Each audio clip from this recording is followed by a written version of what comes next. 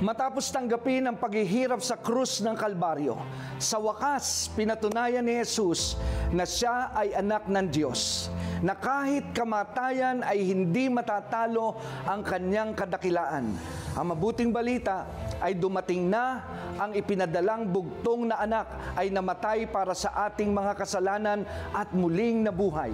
At sa kanyang pag-akyat sa langit, siya ay naghari at patuloy na maghahari hanggang sa kanyang pagbabalik.